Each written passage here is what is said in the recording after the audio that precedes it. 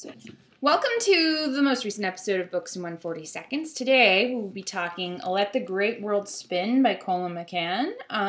It's based around in 1974, a guy walked along a tightrope from one twin tower to the other, but it's about so much more than that. It's about the cast of characters surrounding this person, and they all relate to him in like a 6 Degrees of Kevin Bacon sort of style, and they all live in New York, and it's about them coming to terms with what life is and what life could be, and with disappointments. And there's a lot of really interesting characters, and Colum paints, I think, a pretty fantastic portrait of New York in the 70s.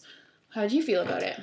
I think it's a really beautiful kind of kaleidoscopic portrait of what New York is, where with each new character, things shift a little bit into something really different and really beautiful. And you also have this effect of this man walking across the wire, suspended upon everything, and everything else is kind of rotating below, kind of spinning below, which is wonderful. And his sense of voice is quite remarkable, I thought. I was waiting for people to sound too similar or things not to ring true, and yet he's actually able to really recreate those voices pretty vividly. Anything from a hooker to a upper class woman to a Irish immigrant to any this huge spectrum of individuals are all rendered faithfully, I think. Yeah, I really like the structure of this novel, the way it sort of spins outward, hence the name of the title, I feel, to include more and more characters that all fit in logically, both with the structure of the city, but the structure of the narrative, and yet all relate back to each other. It's a really sophisticated book.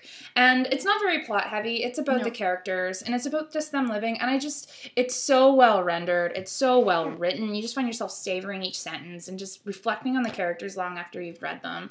And it's a fantastic read, especially for anyone who likes strong characterization and isn't so focused on plot, I think. Yeah, because initially I found myself trying to seek out the connections, but then you get so absorbed in the people's stories that the connections are just like a little bonus or whatever, that they're just fun little like inside secrets or something. When what really matters is how moving that these people are and how involved you become in their stories. It's almost like a short story collection in that way, in the way that they're all just kind of connected. Definitely. And I really like how Colum rendered the city. I mean, he wrote this after 9/11, so there has this extra poignance because of what is taking place with the tightrope walker.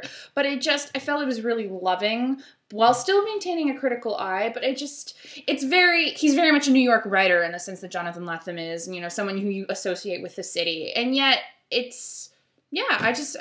New York is a fantastic character in this book in itself, and I can't help but appreciate that. And you gotta love that tightrope metaphor, that beautiful, tenuous connection that binds everyone together, and that whole, high above them all.